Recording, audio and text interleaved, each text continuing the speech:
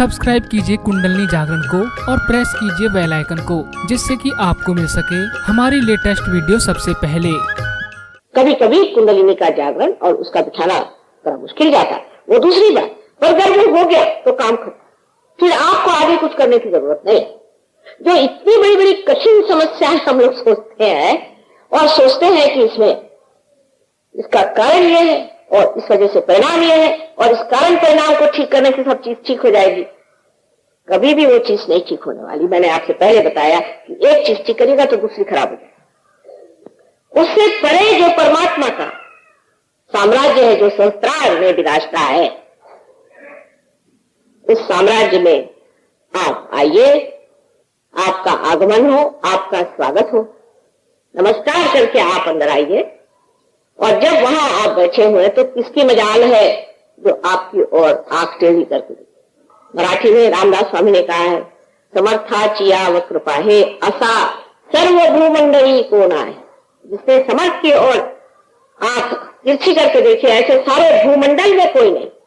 लेकिन पहली चीज यह है कि आप क्या परमात्मा के साम्राज्य में आए हैं या नहीं, फिर आने के बाद वहां जमे हैं या नहीं। जमने की बात बहुत बड़ी सोच है। तो सत जो है, जिसे हम सत कहते हैं, वो सत हमें अपने सेंट्रल नर्वस सिस्टम से जाना जाता है। कोई कहेगा कि मां यहां पर ये फूल बिछे हुए हैं, ये हम अपनी आंख से देख रहे हैं ना, ये आंख हमारी जो है, ये हमारी सेंट्रल नर्वस सिस्टम बता रही है कि ये यहाँ फूल रखे हुए। फिर हम जब महसूस भी करें तो हम कह सकते हैं यहाँ फूल है, क्योंकि हम इसे महसूस कर सकते हैं। इसकी जानिब जिसे कहते हैं, इसको जानना जो है, यही ज्ञान है, यही वेद है, जिससे विद होता है, जिससे बोध होता है। जो हमारे सेंट्रल नर्वस सिस्टम में जाना जाता है, यही हमारे उत्क्रांति का लक्षण है। और बाकी जो कुछ जाना है वो दिमागी जमा खर्च है या तो भावना की फेंक। इसलिए जब कुंडलिनी जा करके संस्कार को प्रकाशित कर देती है तो हम सब ज्ञान के अधिकारी हो जाते। आप सोचिए, ये जब हमारे यहाँ ये संत साधु हुए थे, तब यहाँ न यूनिवर्सिटी थी, न कॉलेज था, न कुछ था, लेकिन ज्ञान के भंडार के दृष्टा थे। एक से एक लोग इस संसार में हो गए। लंदन में एक विलियम ब्लेक करके बहुत बड़े कवि हो गए। अगर आप उनका भविष्य पढ़ें तो आश्चर्यचकित हो जाएंगे कि वो एक एक चीज को, सहज योग के बारे में उन्होंने इतने साफ तरीके से लिखा है कि बड़ा आश्चर्य होता है। ऐसे दृष्टा मार्कंडेय जैसे लोग अपने इस देश के हो गए, तो आप लोग क्यों नहीं हो सकते। शुरुआत में जरूर एक ही मछली पानी से बाहर निकली, उसके बाद 10-12 निकली हो, फिर 1,000 निकली हो, फिर उसके बाद न जाने कितनी मछलियां उससे निकल करके आज मानव स्थिति में बैठी हुई। उसी प्रकार अनेक वर्षों से हम लोगों ने तपस्या की हुई, परमात्मा से योग मांगा है, मेहनत की है, और आज सर्वसाधारण मनुष्य बन करके संसार में आए हैं। और आज उसको प्राप्त करने की जो आपकी इच्छा है, ये आपका हक, ये आपका हक है, और वो आपका हक पूरा होना होगा। जो साधु संतों ने कहा है, जो इन अवतरणों ने कहा है, वो सब सच करके दिखाना होगा। उसके लिए एक ही बस शर्त है कि कुंडलिनी का जागरण होकर के आपके अंदर वो प्रकाश जागृत हो, जो कि आपके नस नस में बहे और आप जाने कि आप योगी जन हो गए।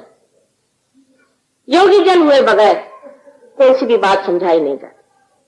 तो आप सत्य हमारे मुंह से जो सुन रहे हैं वो सत्य है या नहीं, ये जानने के लिए भी आपको योगी जन होना चाहिए।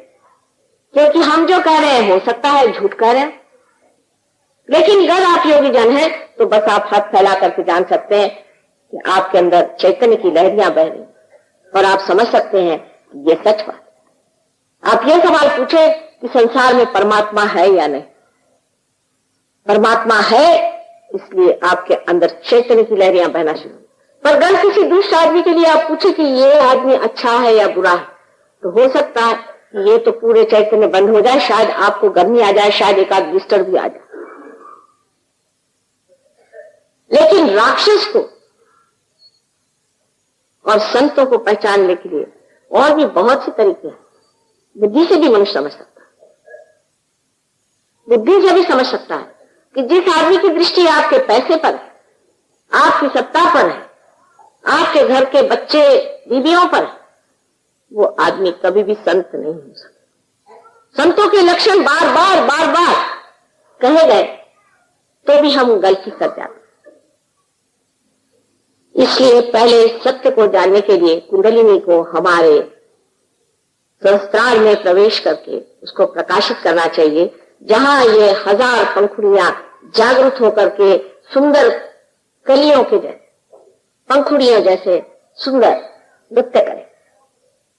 क्या आप देख अभी नहीं सकते, बाद में आप देख सकते, क्योंकि जब आपको हो जाते हैं, जब आप स्वयं ही प्रकाश होते हैं, तो आप प्रकाश कैसे देखेंगे? जब आप प्रकाश हो गए तब लोग पूछते अब मां क्या करें? जब दीप जला लिया तो आप प्रकाश दीजिए। जब तक आपके बुद्धि में ये प्रकाश नहीं आता है, तब तक आपकी शक्ति 1000 गुना कम है। मैं तो कहूं कि इसका कोई अंत नहीं, फिर अनंत तक है शक्ति। पर उससे पहले इतनी सी जो शक्ति है, जैसे कि एक बरगद का पेड़ एक छोटा सा बीज होकर के अंत में इतना बड़ा पेड़ हो जाता है, उसी प्रकार जो मनुष्य की बुद्धि अपने को इतनी छोटी और सीमित लगती है, वो इस कदर बढ़ जाती है कि उसकी शाखाएं फिर चारों तरफ उतर उतर के उसे और विस्थापित करते जाती है।